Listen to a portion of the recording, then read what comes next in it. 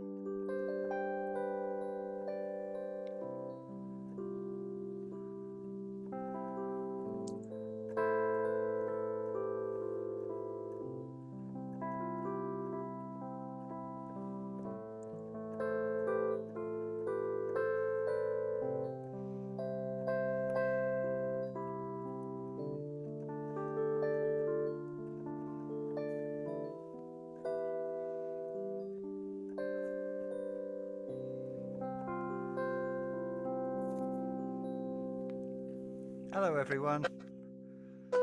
That was my little attempt at being like Bob Ross or something. Probably going to do most of the session today on keyboards. Welcome to Music Theory's second Where's it live working? class. I'm hearing a few people chatting away there. Rich, if we could jump on that mute everybody button. Oh, excuse me, Sailor. So funny. If you happen to be unmuted, please mute yourself so that we don't all hear the rumblings of your life in the background of our class. That would be fantastic. Hope you all had a fantastic a couple of weeks, was it? Something like that. Hello, we got Woodstock of San Francisco, Southern California, Princeton, Brazil, Texas, Norfolk, UK. Wow. Indiana, Newcastle, Australia. Wow. France, Sweden, Netherlands, Vancouver, Surrey, Melbourne, another Queenslander. Wow, now it's going so fast that I can't even catch up. Lots from Germany and Swindon and Virginia, Scotland, Toronto. Wow. Super multicultural class, this one.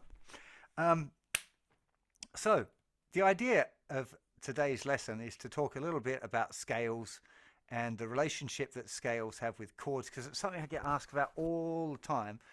And in the first lesson, we did a whole heap of stuff about chords in keys. And I tried to demonstrate stuff on the piano a little bit, but I thought I'd try something different. So I pulled out a piano. I'm not a very good piano player. I can kind of play a few chords, but you'll see as I go through that my actual knowledge on the piano is pretty limited. But hopefully it's enough to get the points across.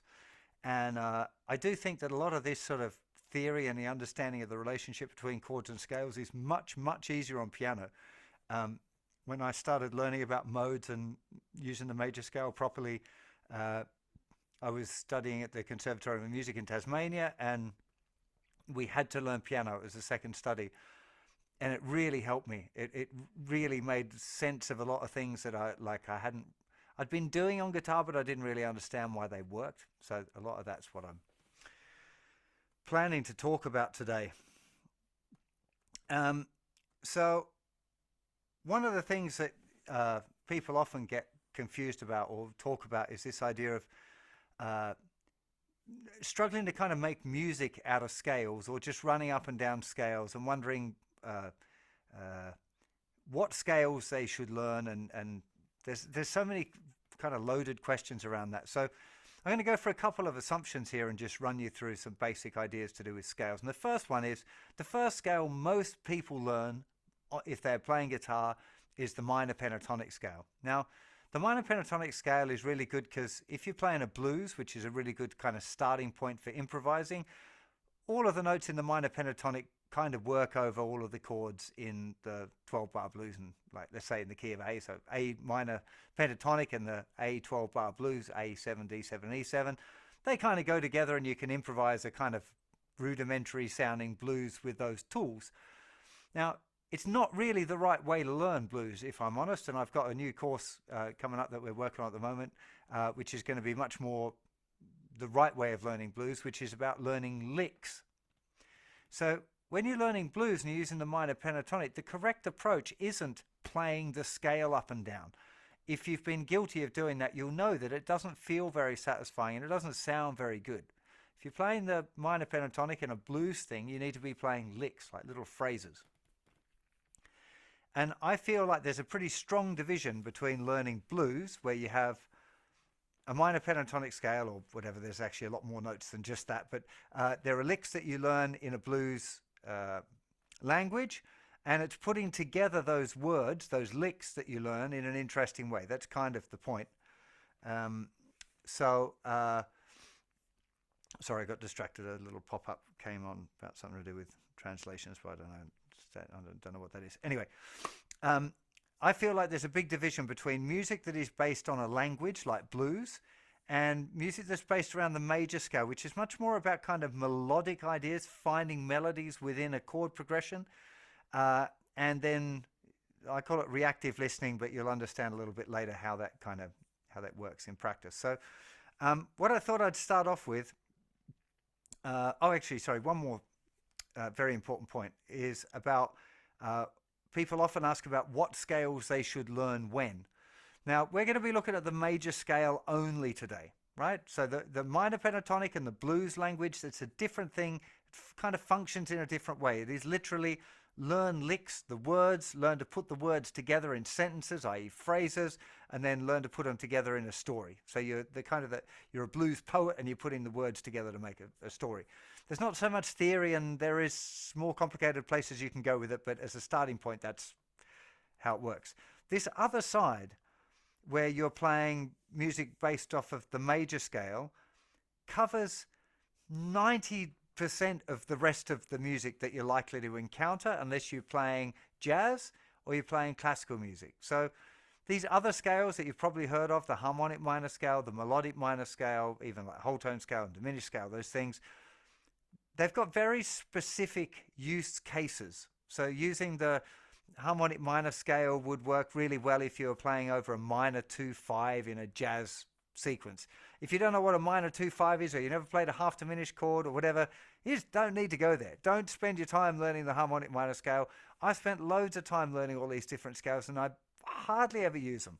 Probably made me a more rounded musician to have learned them, but I don't think it's very valuable, and I don't think that you should do it until you feel really, really confident with the side that is minor pentatonic blues based things, and also major scale based harmony, including the major modes. So Ionian, Dorian, Phrygian, Lydian. We're going to talk about that a little bit as well, because it's, especially now that I've got the piano out and we're looking at the relationship between chords and scales, I think it's a nice way of kind of introducing the idea of modes in a very uncomplicated way. So we're going to touch on that. So basically, minor pentatonic, blues, major scale, everything else. If you know why you should learn another scale, then you're ready to learn it. If you don't know exactly the use of that particular scale, don't bother with it, right? Really, really important. Now, I'm just going to move my screen just a little bit so I can see Richard's pretty little face in the top corner here. So Richard, I can just see your still frame. If something comes up where you need to flag me, just start waving around in that little frame, and or unmute yourself and shout at me and let me know. So what I want to do now is have a little bit of a look at the idea that we looked at last week about the chords in the key, and have a look at the major scale relative to that, and we'll do it on the piano. I've used this little electric piano sound because I just feel it kind of highlights the sound of the different notes. So I'm going to turn my overhead cam on, so you can see the keyboard that I've got in front of me here, and underneath that, I've been trying to get my computer to highlight the notes better. It's kind of, you can kind of see underneath. On one of the other sounds, they went black and it looked really good, but I changed the sound and now it doesn't quite work the same. So let's just revise a little bit from last week. Okay, this is the C major scale. Do, re, mi, fa, sol, la, ti, do. Only the white notes. C, D, E, F, G, A, B, C. If we want to find the chords in the key of C, we can play a note, miss a note, play a note, miss a note, play a note. And I've just realized that I've forgotten to go through and explain about where to leave questions and stuff. I'm assuming most of you were here last time. If not, there's a Q&A box. Please leave questions in the Q&A box. Save chat for just random chats amongst yourselves. Sorry. Let's go back to this. Play a note, miss a note, play a note, miss a note, play a note, right? This is a C major chord. Now, if we move all of these notes up one scale step, we get another chord. Now, if you've got an ear and you can listen to it, you'll hear that this is a kind of a sadder sounding chord, especially if I play the major. There's the happy sound. This is the minor chord. This is a D minor. So we've got C major, D minor.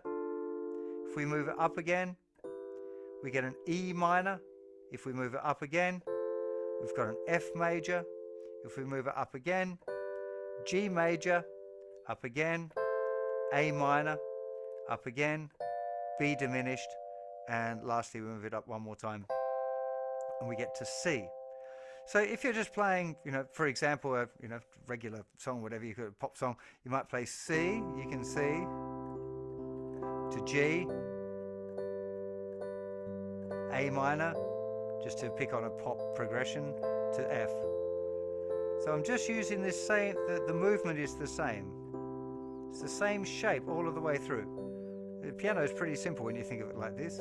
This is like every Justin Bieber pop song, these chords. Or the axis of awesome is this. 1 chord is the C, 5 chord, G, 6 chord, A minor, F is the 4 chord. So you can see that all of those chords used only these notes from the C major scale. So it stands that all of these notes sound good over all of those chords. So if I try, let's have a look at doing that. I'm going to play now C with the other hand. And now I'm going to play C major.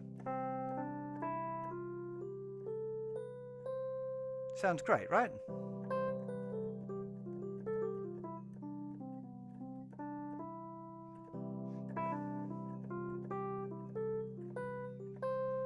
Yeah, all of those notes sound great over it. What about the next chord, D minor?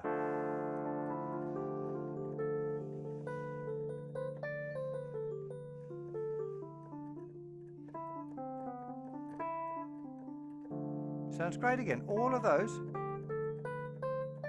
all sound great. Next one, E minor.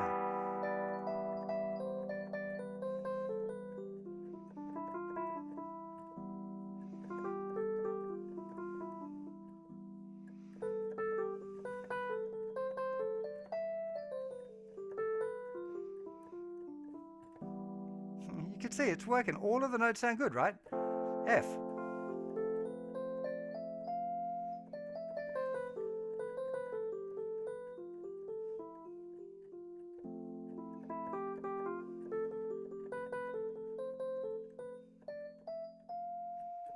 G.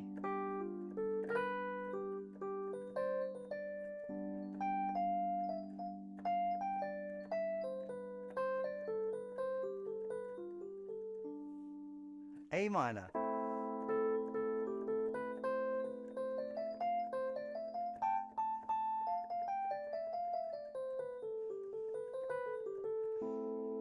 B diminished. And then we're back to C. Let me just go back to my wide. I'm not very slick at doing this. I will get better, I promise. Oh, and my wide camera has turned itself off. That is not very helpful. Now what am I going to do? Okay, this is an interesting thing to have happened. Okay, laptop camera. Hey, okay. I don't know whether I probably shouldn't just waste loads of time going to figure that out. I'm really sorry, and you can even see that. Let's get that bright light out of the way. There we go. Yeah, I might have to take a little break in the middle of this to just try and go and figure out why that camera has just decided suddenly to stop working. Awesome. Hopefully you can see there this idea of having all of the notes from all of the chords in the diatonic key work. And you can improvise, even if you're playing over a chord progression, i.e. improvising with that, you can still use those the same scale over any of those chords in any order. Very often when I'm doing kind of, live workshop sort of situations, I actually get people up from the audience and I say, rightio, especially I pick on people who have never played piano before. So if I ask you and you don't want to get up, don't admit that you've never played piano before. And I'll grab you up and I'll play some chords. And if you mess around on the white notes, you can do a solo, improvise a lead solo on the piano, and it's relatively simple as long as you just stick on the white notes. Of course, there's a little bit more to it than that, and I'm oversimplifying it because phrasing, touch, leaving some space there, jumping around between the notes, whatever, it does make it sound better. And obviously, I'm not a good enough piano player to make it sound really excellent, which is in some ways good because I can only do my palette of cool things is really limited, and therefore you get more of a real sense of like, hey, this, you can just explore the notes and kind of get where they are. But what becomes really, really important is this idea of having notes that are stronger over each chord than others, right? So I'm going to try this little test, and I've got no idea how many of you have even got a guitar up. If you happen to have a guitar that you can go and grab, that will be a really cool thing, because I'll tell you what I want to do, and we're going to see how it works. I'm going to play a chord on the piano, and I'd like you to try and sing a note. Okay, I want you to sing a note just over the sound. So you're going to hear a chord. You're going to and then you're going to try and figure out what that note is. There was a D. In that case, so and find it on the guitar. Now, I'm sure for many of you, either you don't have a guitar there, or it's going to be too much hassle, or you struggle to find the note. But if you could do it, I'm going to play a chord. I want you to try and sing first. Don't play. Sing first of all. I'm not going to tell you what the chord is either. I'm just going to play a chord. I want you to sing the note, and then try and find what. Just sing a note, and then see if you can find what that note is. Okay. So when you find the note, I want you to type it in the chat. Right. Just bear with me. I think that I'm hoping this is going to prove a really good point. So I'm just going to play a chord. Here we go. And if you could just type in the chat when you've got found a note that you think sounds good over this chord. Let's just try it.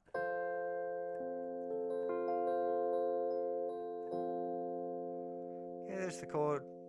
See if you can find a note.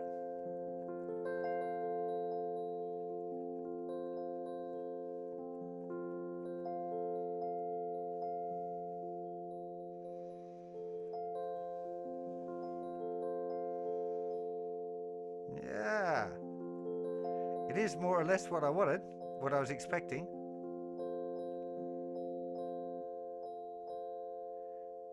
Okay, I'll give it a couple more.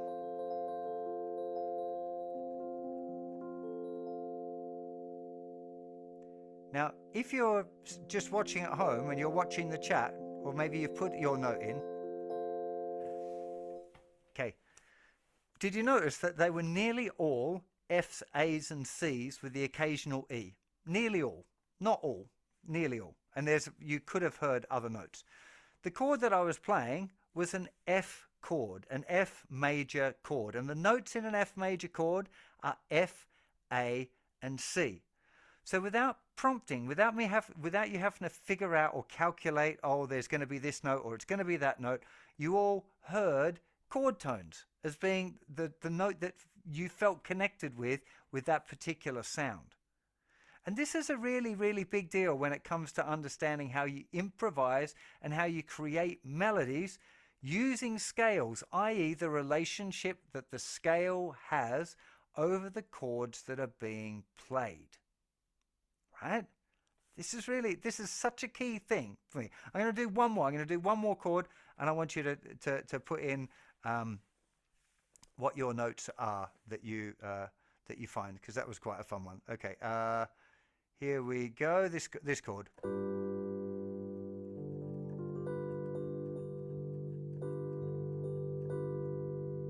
What are we hearing for this one?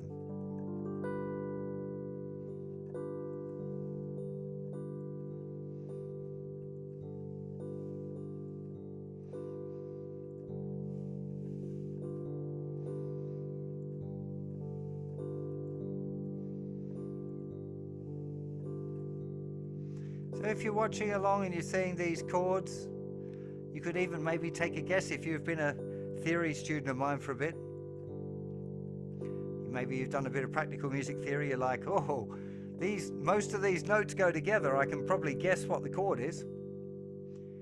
So what I just played was a G7 chord. Doesn't really matter. It was a G chord. Notes in the chord of G, a G, B and D, which is again what most of the people were playing most of the time.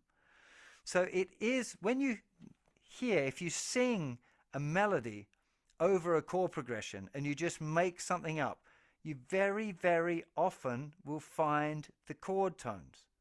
So if I'm improvising a melody, if I'm trying to find a melody, say I've written a song, or say I had a chord progression that I happen to have written down or worked out on a previous week, maybe I want to try and find a melody that goes with that.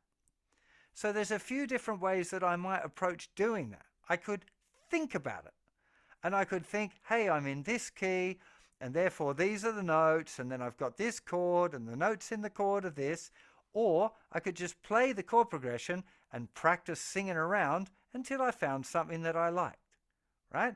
I personally prefer this second version much more. I don't like to think much when I'm making music. I think learning theory and understanding that stuff is really good. When it comes to the actual music making process, I try and think as little as possible. So if I had just I'm going to use that, whatever, chord progression. Yeah. So if I'm just trying to make up a melody,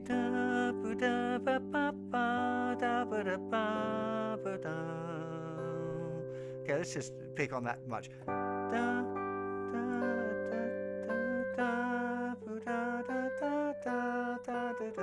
forgot to turn the piano on. Hang on.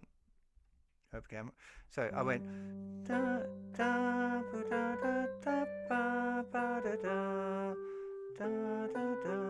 Okay. This was all G here. There's the third. This is a chord tone. See, I used scale to get between my chord tone,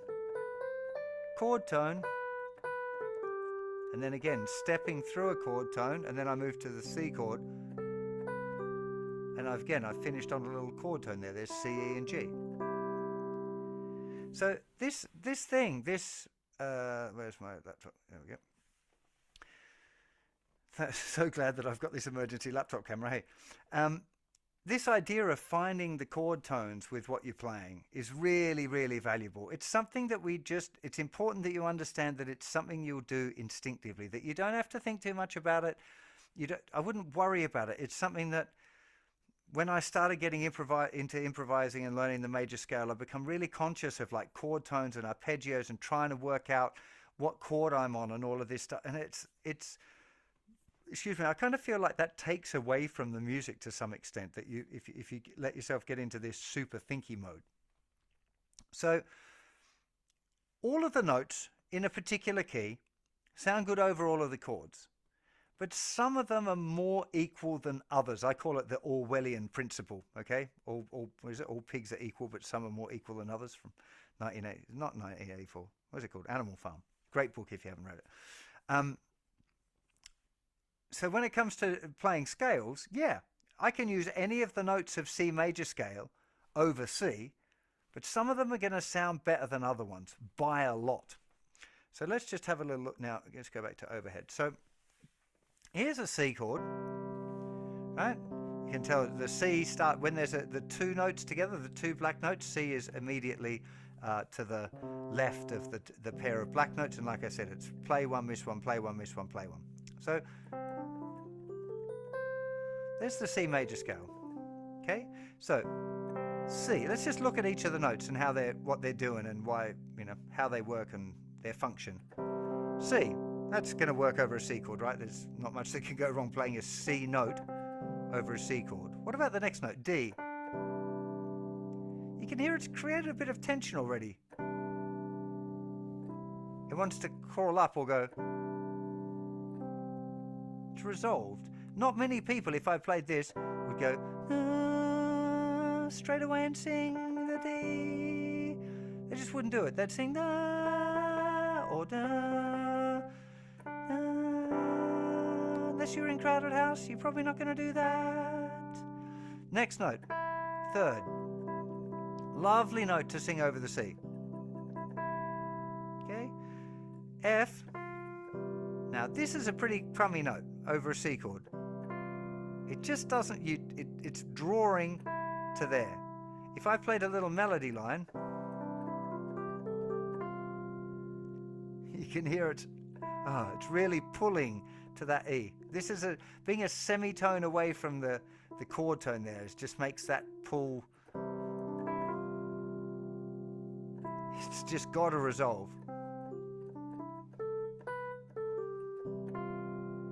You just couldn't finish that. People would be so upset. You have to pull it down. So when you're talking about like notes that are more equal than others, those chord tones are it. This one, it's kind of can sound interesting. This one is a lot less equal than the other ones. This is not one that you would stop on. You can pass through it. Sounds great to have. It just doesn't sound good to stop on it. You have to resolve it. Okay? So, G, that's a chord tone again, sounds great. This note A, this is the 6th. If you were playing like a rock and roll. But you wouldn't still sit on it. It's drawing down for me really strongly. Or sometimes it pulls up, but it skips up one. We'll talk about that more in a second.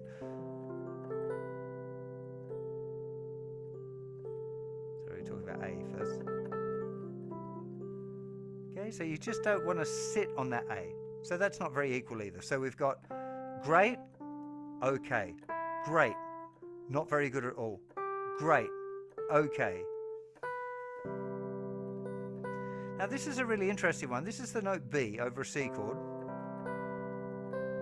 And it's definitely pulling to the C melodically.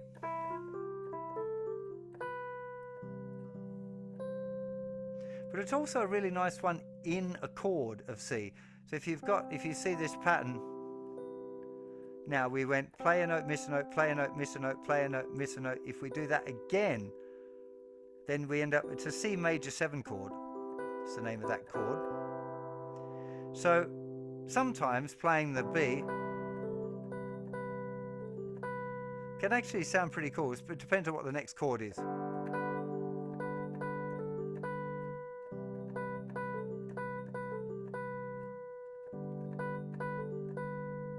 Okay, so that last note can work because of stacking triads or stacking thirds there like that, and then we're back to the root note. So hang on, let me go back to laptop camera again. So hopefully that makes sense. And so far we've just looked at on the C. I'm going to take you through all of the different chords in the key, not in as much detail as that, but I want you to be hip with this idea that even though we're in the key of C, we've got a group of chords. I tend to say we've got 6 chords in the key of C because I don't count the B diminished because we never use it. So we've got C, F and G as the majors, D minor, E minor and A minor as the minor chords in the key of C. And we've got the C major scale. And in theory, all of the C major scale notes sound great over all of those chords. But in practice, over each one of those chords, some of the notes are going to sound better than others. So one of the things that you want to think about that often people kind of miss when they're learning to improvise is they use their head instead of their ears. So they read in a book or they see on my website, hey, when you're playing over this chord progression in the key of C, you can use all the notes in the C major scale. So off they go. And they let their heads be boss. So they really focus on like playing the C major scale notes instead of listening to what the sound is that they're making. And it sounds a bit crappy and they're like, oh, I'm not very good at improvising this. Maybe I need to learn another scale pattern or something. You know, they come to completely the wrong conclusion. The right thing to do is to listen to the notes that you play and allow yourself to move to the right notes, to move to the good ones. Because in theory, let's just go back to the close-up I'm going to show you with the C chord, and then I'm going to do a quick Q&A session, and then we're going to come back. Hang on, overhead cam, there we go. Look, if we look, there's the C triad. We said all of those notes are good. In our major scale, there's only 7 notes, right? 1, 2, 3, 4, 5, 6, 7, and then we're back at the octave. So 3 of the notes are good. 4 of the notes are not chord tones. We already said this one, the 9th. It sounds pretty cool. Even in the chord, it sounds nice. this one is not so good. Hang on, let's go through and do this one. So even though this is not so good, if we landed on that, we could step down one or up one and we'd be on a chord tone. So there's our chord, we land on this. We could step up or down and we're going to be on a chord tone. So if we land on C, it sounds great. If it sounds on D, up or down and we end up on a chord tone. E sounds great. F or... Okay, so if we land on the F and we go, oh, that's a bit weird, we step up, a scale step, not a jump, not a third, not bigger. We just step one and we're on a chord tone, or down and we're on a chord tone. Next one's a chord tone. The A, if we drop it down, goes to a chord tone. This is the only one where if you step up from the A, you might be like, oh, I need to step again. But you just have to let your ears help you if you make that one. And the B is going to step up to the C. That one should be pretty obvious if you play. If you land on that one, you don't like the sound, you're more likely to step up. But if you don't, you'll step down to it. So this idea, what I'm trying to get you to see is this idea of being able to improvise freely and confidently, knowing that if you end up on a note that you've like, oh, I'm not really sure about this, if you step up or down one scale degree, right? So not a semitone, not a fret, not more than that, just one scale step in either direction, the chances are you're going to end up on a good note. I'm not quite good at maths to work out the proper statistics behind that, the chances of landing on a good note versus bad, because obviously if A steps to B or B steps to A, slightly less than perfect, but still sounds pretty good, I think. So I just showed you that on a C. Exactly the same thing works on all of the other chords in the key. They do tend to sound ever so slightly different. Let's just do that really quickly. Overhead cam again. So let's do, we did C already, let's do D minor, chord tone, ninth, just sounds great, chord tone, fourth, again it wants to do, or doesn't sound as bad as the major scale fourth does. There's the fifth, chord tone, six, minor six, lovely sound. Now this one also is an interesting one because now we add the seventh. It's the same here. Minor seven sounds is just a lovely chord. So in this case the seventh is, I kind of hear it as being a chord tone as well. And if we think of it in that way, literally we've got four good notes in the scale, four notes that we want to land on, and only three that are ones that we'd step in either direction for from that D minor. Okay, up again, we've got an E minor triad. Okay, now this one is an interesting one. On the D, on the last one, the second was, this is the root note, E. F is only a semitone higher, so that sounds pretty crunchy. But very often you hear music based on this third chord.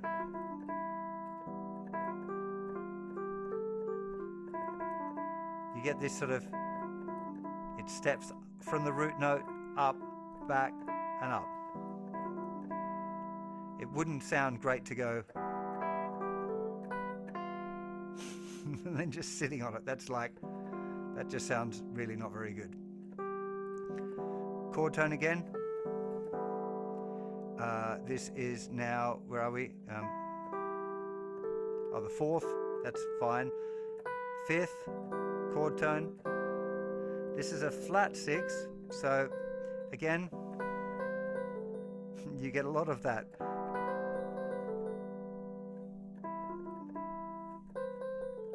These are the things, we call them Phrygian sounds. We'll talk about a bit more about that in a second. So that's a bit of a crunchy one. The D is the minor seven, sounds great. Then we're back to the root. Quickly over the F, same as the major scale, except for the fourth, because now the fourth, there's 1, 2, 3, 4. This actually, it's called a sharp 4, and it's the key sound for the Lydian mode, which again, we're going to revisit in a second. Just doesn't sound as bad as the 1 chord, the 4th, 5th, 6th, major 7, back to the root. I don't want this to take too long. Okay, G major. All of it's the same as the major scale except this note, which is the flat 7, which is the sound that makes it kind of sound bluesy.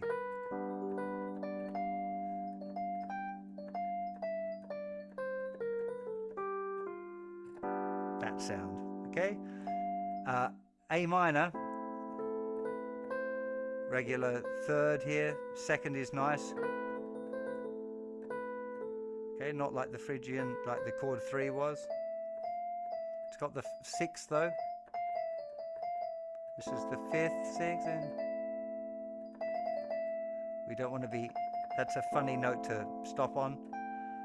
It's the flat 7, so it's like an A minor 7. And then the root again. I'm not going to worry about doing the B diminished because nobody really uses it very much. So it is possible to use it, but not. Okay, I need to have a quick drink. I've been talking for a long time. Rich, have we got any interesting questions in the question room from that last little spiel? I have been answering them in the Q&A, but I'll pick some out and we can get your word on them. Uh-huh. Okay. Okay, so you obviously showed the axis of awesome, the 1-6-4-5 chord thing. Yep. Donald Francis asks, why do we only use 4 chords? Because songwriters are lazy. No, that's not true. It's definitely not the case that people only use 4 chords. And most of the music that I really like, my favorite writers don't just use the same 4 chords all the time. It is pretty much a pop thing. It traces quite far back to the 60s and 70s. A lot of the pop bands were using like just 1, 4, and 5, or 1, 5, 6, 4, or there's a bunch of different variations that use this the same 1, 4, 5, 6 chords. They work really well, and I've done quite a lot of pop songwriting, and it would seem definitely when I'm working with pop writers that they just gravitate to that. It's like easy listening, comfortable chord progressions that just work really well in a kind of easy listening sense. They're not challenging. If I listen to Elliott Smith, is one of my favorite songwriters of all time. He never uses, I don't think there's any of his songs that go 1, 5, 6, 4, whatever. It just never happens. He always picks chord progressions that are more harmonically challenging, but the 1, 5, 6, 4, it just works. It sounds good, and I've written a bunch of tunes myself that use that chord progression. It just sounds really good for pop music. So that's why I kind of get one of the reasons pop music gets a bad rap is that lazy writers don't do much creative with it. Really good writers use it in very creatively and make amazing music with it. So I'm not dissing the idea of using it, but it just works. It's just very simple. It's easy. It's melodic. It's not challenging. It's comfortable slippers. But good question. Anything else, Rich? Yeah, 2 very related to each other. Okay. From Antara, if major and minor scales are relative, e.g. C major is same as A minor, Yeah. do the scales only differ based on which note you start with?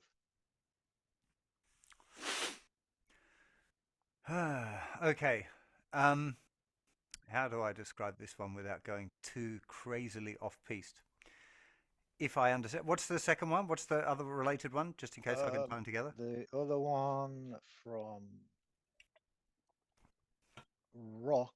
Oh no, sorry. I've lost it. I'll find it in 2 seconds. Okay, it's good. So I'll start on the thing. So really, there are only 2 types of harmony that we find common. I'm like cringing at myself thinking I'm oversimplifying it, but I don't think it's bad to think of harmony as being like there's major harmony and there's minor harmony. And the difference is purely the function of the third of the scale, the third scale step, whether it's a major third sound or a minor third sound. So hang on, I'll flip back to piano cam overhead. There we go. So here's a C major. And it's this that makes it a major sound. If I flatten that by one semitone,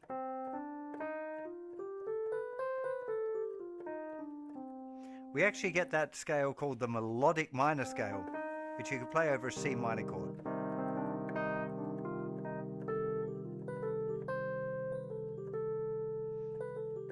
Ah, sorry, my poor piano skills are coming up here. Now, the bit that tends to sound a little bit weird.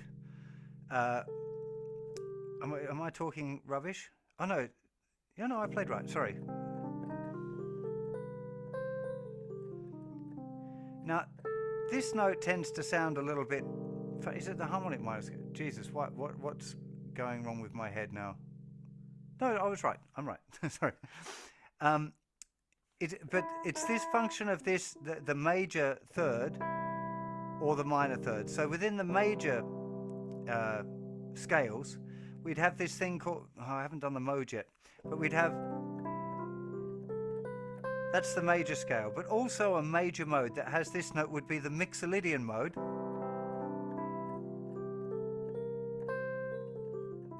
Which is the same as F major scale, but it's this sound here, so you get the nice bluesy, this sound, C7. You also get the Lydian mode,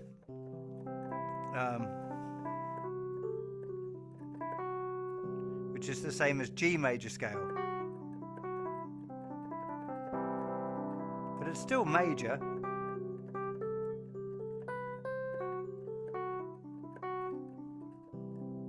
Okay, we're going to talk a little bit more about this in just a second. But so they're all major modes, and then if we start thinking about minor modes, if we have a root, second, third, fourth, fifth, flat 6, flat 7, 1. There we go. No, I played the major chord. That's what it is sounding bad. This, which would be the same as E flat major scale. This is a pure minor or Aeolian mode. If we move this, oh God, I'm running down the rabbit hole of harmony. Okay, Justin, I'm going to jump in. I'm going to save you from yourself. I gave everybody a warning in the chat that that modes might come into it, and with a little bit of an emoji. So I'll take you away from that rabbit hole. I think that nice I can terra firma. I can make it through, but I'm gonna go. I'm gonna jump on modes for a second. I'm gonna jump right into modes, and let's have a little look see at what the hell a mode is, really simply, because I saw before I mentioned modes, and the chat was full of, oh my God, I can't do modes. Modes are too hard. They're not at all. Look, we already said that if we've got a C chord and we're playing C major scale, we can use all of those notes in the scale of C over that C chord, and it sounds great. And then we went to D and we said we can use all of those notes of C major scale.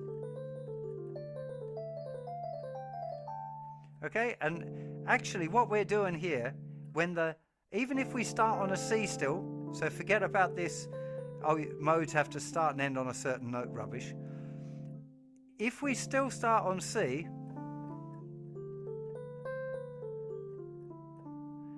the strong pulling note is the D, or here the F, or the A. These chord tones, even though we're playing C major scale,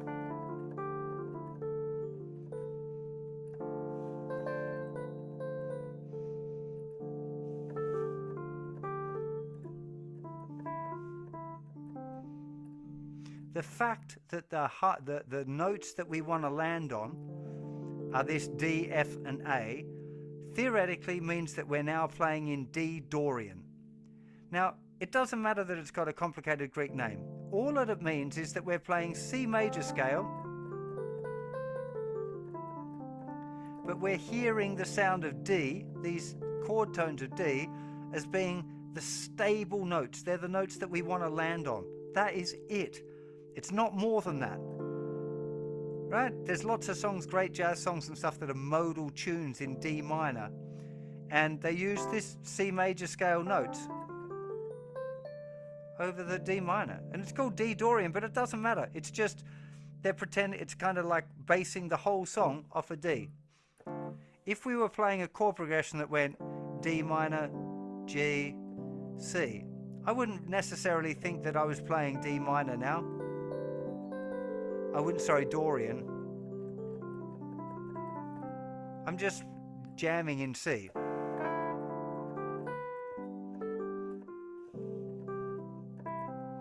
I'm probably going to end up finding chord tones there accidentally. It's only really for me when I'm playing a long time on one chord. So if there's a...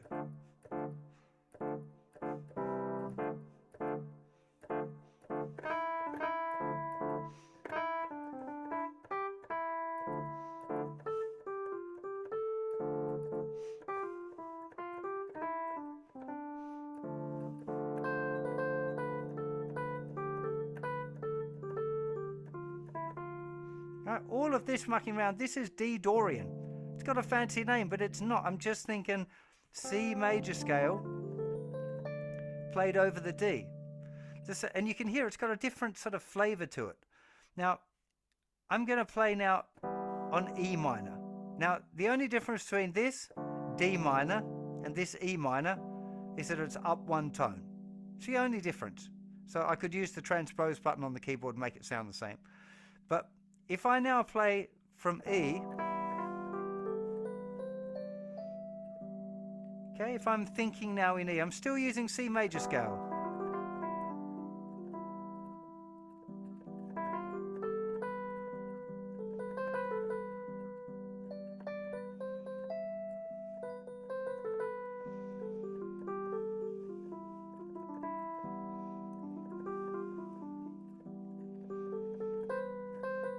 Kind of sounds Spanishy, doesn't it?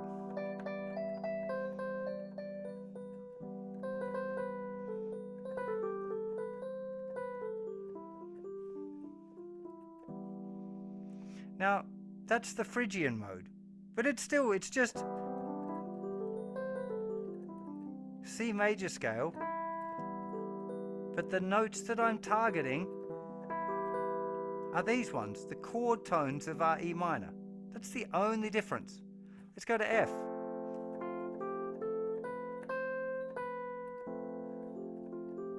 Here's our chord tones. This is the one note that's different. If I played F major scale, do, re, mi, fa, sol, la, ti, do. If I'm playing this, do, re, mi, fa, that's fa, do, re, mi, fa. It's called a sharp 4. It's got a different character. You really want to have it like a groove.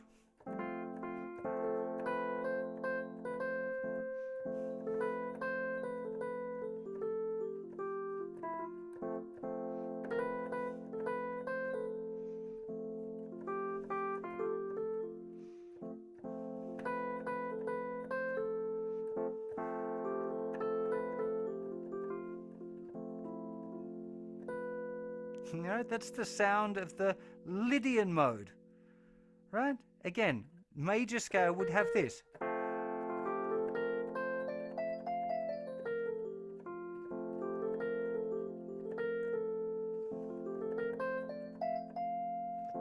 Lydian.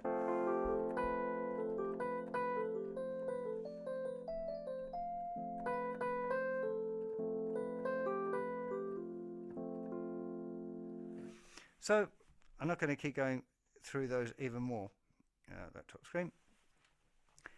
This idea of where the home notes are in a scale is the only thing that you need to care about with modes. It is more complicated than that, the reality, but the theory isn't. The theory is literally you're playing over one of the chords in the key, and that one particular chord that you're focusing on in that time has a certain collection of notes that are the notes that where it wants to resolve to, where the scale resolves to, and that is the point that you would name it as a mode or not, right?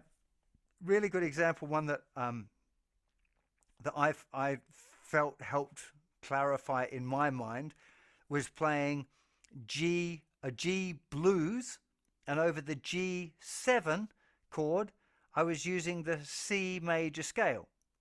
Now, it's still the C major scale. The shape under my fingers, like where the dots are, it's still C major. But if I think of C major over a G chord, it doesn't sound good. Let's go back to the piano and find why. Hang on. Yeah, overhead cam.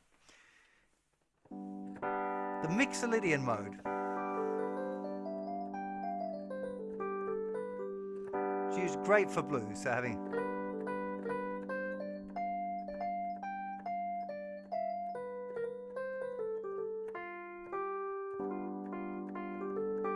Okay, that sound, that flat 7, sounds great. Now, if I was thinking in terms of C, I'm thinking this note, look here, there's C, look. It's that one note, it's the worst note that I could play over a G chord would be the note C. If I played a melody, it's like, bugger off, don't do that. Oh, thank God. So if I'm thinking of C major scale, that's the C note, the one note that would be really bad to play. I'd think of it. So instead of thinking C major, I think G Mixolydian. And now I'm thinking of G's.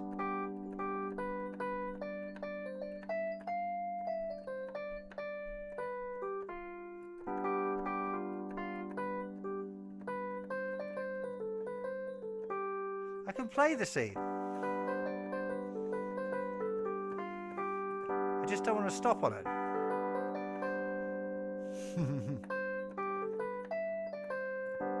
Come on. Oh. So I still remember learning this. What's it called? Freddie Freeloader or All Blues, maybe. Miles Davis tune. It's a blues in G. I can't remember which one it is off the Kind of Blue record. And playing this G7 chord with a friend of mine, Andy, who was playing, he was around for a jam, and we were trying to play this because we'd both heard about there was this C major scale played over a G chord. It was called a Mixolydian mode. It sounded great in jazz, apparently, but it really wasn't until it clicked that you can't think about C. Even though the dots are the same, the scale pattern, the pattern that your fingers make are the same, the C major scale. If you're playing it over G, a G7 chord, you have to think of G. Otherwise, you end up playing the wrong notes. You target the wrong notes. You hit the wrong notes, and you end up up a creek without a paddle if you start thinking in C over the G chord, right? So I'm going to do some more stuff further down the line explaining modes, but that is it. That is how modes work. It's this idea of looking at chords in the key and then where the home notes are when you're playing a chord other than the one chord. That's how modes works, right? So let me go back to, I hope that clarified something. Oh, did I? No, because I was in the middle of the minor thing. Okay, I was going to just remind you of the time and the 3 videos you wanted to line up and the challenges you wanted to see. Yes. Okay, thank you. Is it that time already? Okay, it is. We're fast heading toward the end. Okay. We tried that. Let me just scroll through my notes here to see if there was anything else that I forgot about. I was going to show. Okay, so how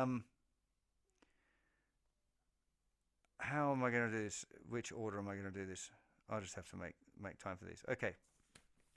So what I did earlier was had a look at a few people's chord progressions. I had a look at loads of them. Thank you all that participated and added the chords on the community chat, community forum. Most of you had exactly the right idea. Well, in fact, everybody had the right idea. It's just make a chord progression. Now, what I'd like you to try this week is the challenge is now to try and find a melody over your chord progression. But I want you to try doing it in a specific way. And that is record your chord progression if you didn't already. And I want you to muck around singing over your chord progression until you find a melody that you're like, oh, this sounds kind of cool to have over that. Work out how to play it on guitar, right? Try and find that melody. Not everyone's going to be up for doing this, but really give it a go because there's loads of benefit. You'll learn a lot in the process. Keep singing, keep singing. If it helps, you could record yourself singing. Find a bit that you're like, oh, that's a really strong melodic idea. I'm going to try and use that. And work out what it is on the guitar. And then I want you to compare the notes that you're singing over the chords that you're playing and see how much of it are chord tones, particularly notes that you stop on, and how many of the notes that you find pleasing are the ones that are just stepping through the scale. Right? It's a really, really interesting exercise.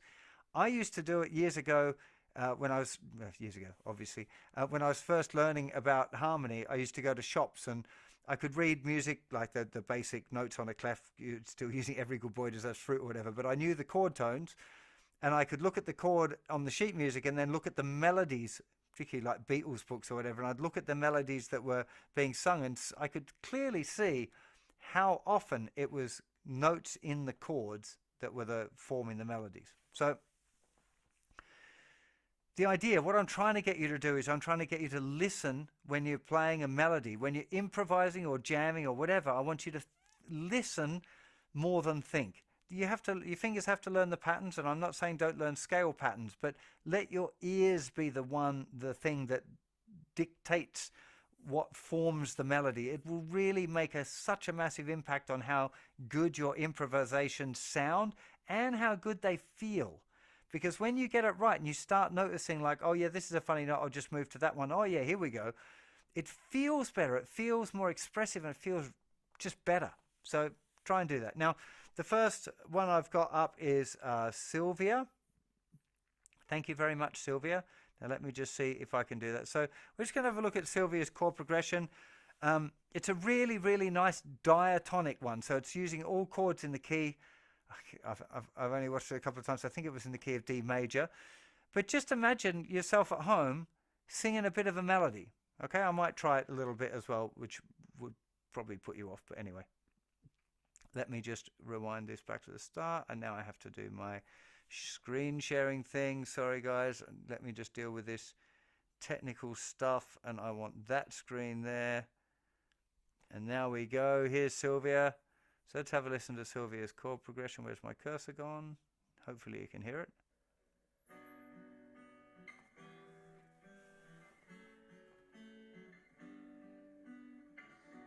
Nice chord progression.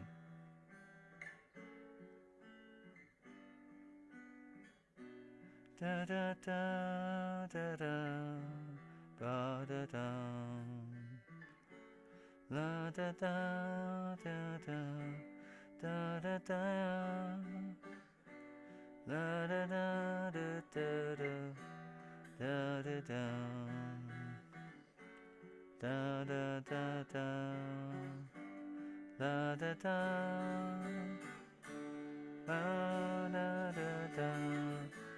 la da da da la da da da la da da da da da.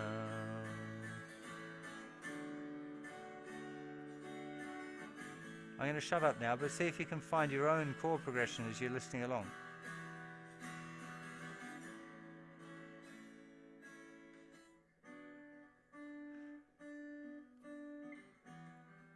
Okay, now I'm going to pause Sylvia there, but that is a really, really great example. Exactly the kind of thing that I think would work really great. Hang on, I'm still sharing my screen. I should have done that way first.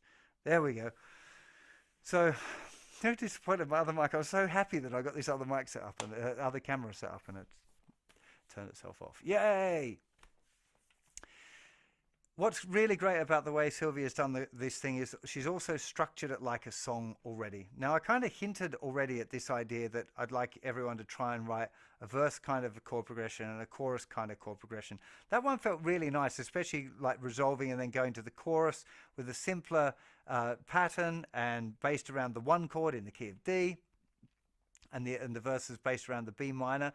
But when she recorded it, she also recorded like a little intro, then a verse 1, verse 2, chorus, verse 3. So structuring a recording like that would be helpful for you when you're trying to find that melody.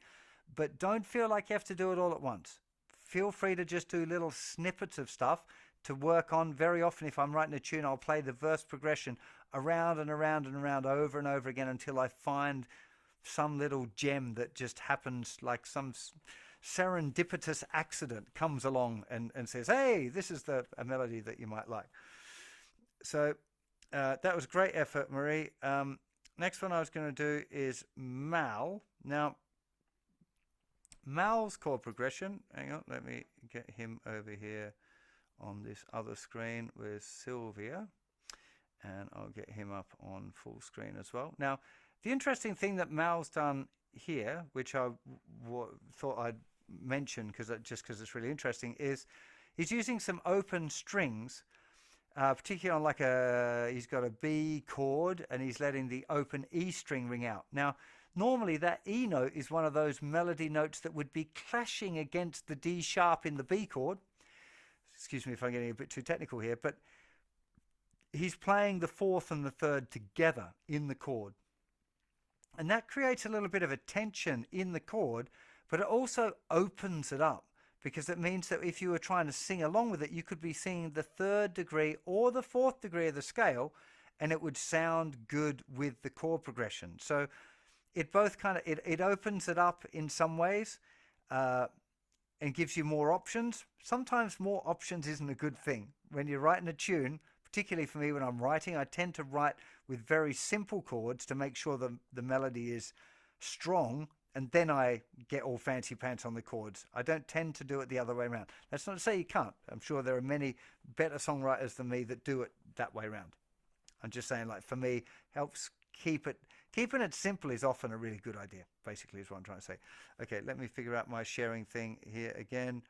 We'll share Mal. So just have a listen to the difference. What I would recommend again is just doing what I was talking about. This, you know, sing along. I won't sing along this time, but just have a sing along. We'll just listen to the first bit and try and imagine a melody, right? Like hopefully Mal's going to do this week.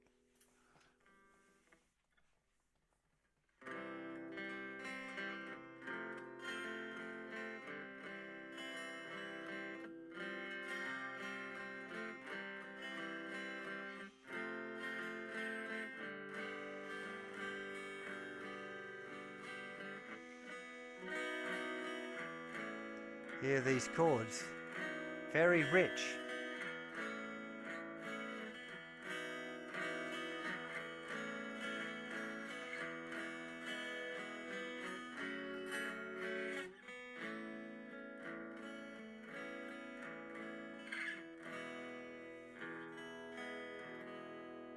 Top effort, Mal. Well done.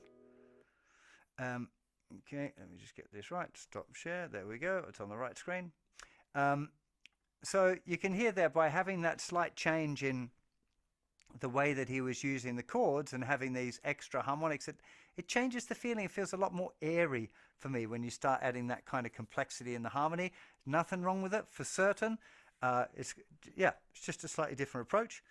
I got one more before I issue you your next challenge. And this is Marie. Hang on, let me just... don't say it. There we go. There's got to be a better way to do this. I promise I will figure out my tech and get my other camera working as well before next time. Sorry. Okay, so this is Marie. And the interesting thing here is that she's using changes of key. Now, again, you could go and think about this stuff and you could get yourself in a real rabbit hole, but much, much easier is just to sing and try and hear a melody and not care about any of the theory stuff. Just imagine a melody and then sing it, figure it out, and I'm almost going to guarantee you that you're going to find chord tones. When the harmony gets more complicated and there are key changes, nearly always the melodies start running with the chord changes, like using chord tones. So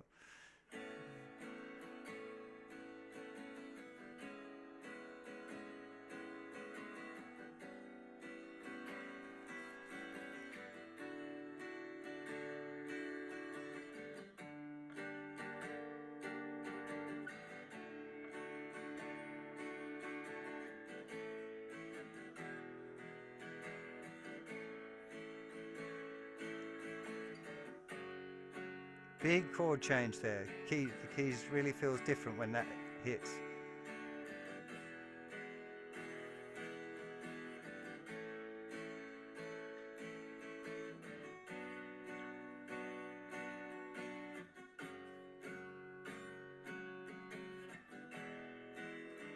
Extra points for the appearance of a dog, of course. And now we're back at that chord progression again, the A add 9. So that one's a lot more complicated chord progression. And you do have to be a bit more careful when you start having a more complicated chord progression. You just have, there's more scope for things going wrong if you don't pay attention to what sounds good, right? If you try and rely on the theory and you're basing it around that, I feel like there's a lot more scope for things to sound a little bit cranky. But if you try singing, if you try finding a melody that really sounds good, not worry about too much about the theory, you'll almost certainly find that you're hitting chord tones, because chord tones are what make up melodies nearly all the time. Now, let me just go through for my challenges this time. So homework exercise 1 this time is, did I put it to 2? Yeah, okay, sorry. So the first one is not related to your chord progression. I want you to find a song that you're very familiar with, something easy. Don't go picking something really complicated like a jazz tune or whatever. Some sort of very simple pop song with just a few chords. Work out how to play the melody for that song. Sing it, look for it. If you really struggle and you can't like find a melody on the instrument, look up a bit of sheet music and try and, every good boy deserves fruit, to look at the melody notes. But I want you to find out for yourself and prove to yourself that melodies are nearly always chord tones. I want you to believe me because I told you, is what I'm trying to say. Like, I'm hoping that you trust me if you're here, but I want you to prove it to yourself. And the best way of doing that is find a couple of songs, as many songs as you like, work out how to play the melody, write down what the notes are, and then compare them with the notes in the chord. Obviously, this is for people this is a theory course, so you should be already familiar with the names of the notes in a chord, basic triads, major and minor. So therefore, when you write down what the melody notes are, what they're, A, B, D, C, whatever, then you should be able to compare that back. You might find the major scale chart helpful if you happen to pick a song that's in an unusual key or whatever. If you're familiar with the song already, I'd definitely be looking at songs that are simple, songs in the key of C or G or whatever. Just keep it simple. Prove to yourself how this works. Don't just believe me. And the second thing, just kind of similar to what I was just talking about, I want you to sing a melody over the chord progression that you wrote last time. And I want you to sing it a bunch of times until you find a melody that you're feeling like, yeah, this is cool. Like, there's something about this melody that I really like, that I connect with. And then I want you to write down, figure it out on the guitar, write down what the notes are, figure it out on piano if you're a better piano player, I don't care what it is. If you really struggle, another cheat that I just thought of, if you really need to, you could sing a note and use a tuner, right? Sing into the tuner, and it should tell you what note the note is, as long as you can sing in tune enough for that to work. But that would be another way of working out what the notes are. Once you've done that, have a little think about song structure. Again, I've got lessons on that on the site. Verse 1, verse 2, chorus, verse 3, chorus, bridge, chorus, chorus. We've covered 2 chord progressions so far, so you just need to come up with something very different for the bridge. And you got yourself a song. And that's a cool thing, to realize that this whole process, because remember, when you're improvising, when you're doing a solo, really what you're trying to do is doing like instant composition. Because it's not just about playing fast stuff and impressing people with whittle, right? You're trying to find a beautiful melody. That's one of the things that great guitar solos, the greatest guitar solos of all time, are really beautiful melodies that you can remember. when I'm thinking of a Slash solo or a Jimmy Page solo, Clapton, whatever, most of the best solos are ones that I can imagine how they go, right? So they're memorable and they're nearly always following chord tones. It works for solos too, by the way. But I don't want to go quite down that rabbit hole yet. But when you're analyzing solos, you'll find that most good solos have a strong influence from the chord progression as well. So that's your two homework exercises. Richard, I'll share with you this document if I didn't already, and if you could pop some of this on the community, or maybe that's Lorraine's gig. I can't remember who was going to help me out with that. Were there any last questions, Rich, before I go upstairs and chill out myself? Okay, a few people asked similar, so this is maybe a good one to address at the end. Your keyboard was very popular. People like it, and wondered if there's any way you can incorporate that into some of the theory lessons on the site. There will be much more of that. Yes. There's there's been a whole bunch of things going on this last few months that we've been working on for a long time, like these clubs. We've got this charity project launching soon. We've got a couple of other website features that we've been working on. It's been very, very busy, and I've got a new blues course coming up next year, and I've got some personal stuff starting early next year as well, which is going to take up a bunch of time. So as soon as I get the chance, should be in the first half of next year, I want to re-record a whole bunch of those early music theory lessons to include some more piano stuff, and specifically how it relates back to the guitar, so that we can do it on the piano and the guitar. Basic, I've got a lesson prepped up as well, like scripted. I just haven't had a chance to film it. I've got a piano upstairs and I was going to film it on that, and I need to move things upstairs.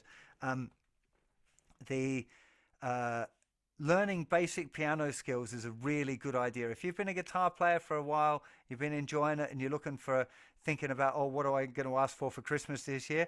Grab yourself a keyboard, because you really learn a lot, and it's remarkably simple to learn that, like 1, 5, 6, 4, and you've learned to play like 500,000 tunes. And any time that you're at a pub and there's a piano there, you can jump on it and plonk away on a tune or two, and everyone can have a sing song. It's really good fun. It's quite often, I've been at parties and stuff, there's been a piano and no guitar. So having a basic piano skills, really valuable, especially more advanced guitar players when you get into things called voice leading and you want to learn about triads, moving from one triad to another.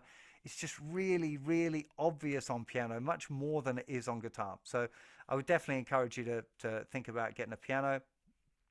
I'm not necessarily, this one that I'm using here I know it's got some pretty lights on it, but it's not particularly special one. I wouldn't think about that. Just get a MIDI keyboard. If you've got a Mac, there's just incredible sounds on that you'll get built into GarageBand, and you can buy sounds like plugins that plug into the computer. That's what I use nearly all the time. I've got like electric piano thingy upstairs, but that's which I do if I'm feeling like practicing piano properly. But most of the time I'm playing on keyboards because they're so versatile, and I can change sounds and be playing a Hammond sound 1 minute and then electric piano and then a grand piano, and I think it kind of keeps adding to the inspiration. But yes, I promise I will do more piano based lessons as part of the theory course as soon as I get a chance. Almost certainly that'll be the first half of next year, maybe not the very first couple of months, because I'm very, very busy in that period, but Q2, if I want to sound all technical, I should have that stuff done. Okay, any others, Rich?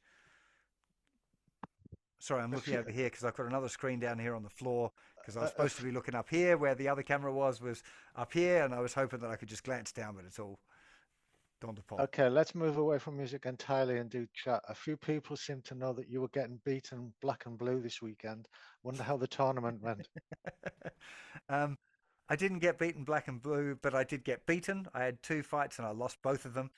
But I learned a lot, and the last few tournaments that I've done, I felt very tense all the time, and I was in like kind of a frantic panic mode all the time. I wanted to just grab all the stuff, and I managed to stay relaxed this time. The guy was just better than me. He'd been training for 6 years. I'm only just a fresh blue belt in Brazilian Jiu-Jitsu, so I'm competing against other much more experienced blue belts, so I don't mind losing in you know, I would have been upset if I'd just done something really stupid, or I'd had bad form, or, you know, hadn't trained properly or whatever. But I feel like I did everything right going up to it, and the guy was just better than me. Because I'm old and I shouldn't say that. At my age, there are relatively few people that want to do competitive jiu-jitsu. So I ended up with a silver medal because there was only 2 of us in my bracket, which is kind of nice to impress the daughter with. But yeah, it was a also ran medal as opposed to actually winning a silver medal, if that makes sense. But thank you for asking. And I survived. I think I've got a damaged toe. I don't know if it's broken or fractured or whatever. It's black. But I gather from my doctor friend that whether it's broken or fractured or splintered or whatever, it's the same treatment, which is just kind of ignore it and it'll fix itself. Just doesn't sound very technical, but that seems to be the consensus of opinion. So I did get injured, but you can't see it, and it's one that'll go away by itself. Okay, that good enough on that one, I hope.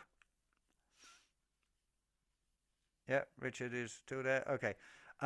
I'm going to try and check out a little bit more of the chat later on. Richard can save it for me and fire it over so I can keep abreast of what was going on. Sorry I wasn't able to look at it much, but especially because I'm having to look at the camera over here and the chat is over on this other monitor down here, it made it a little bit difficult.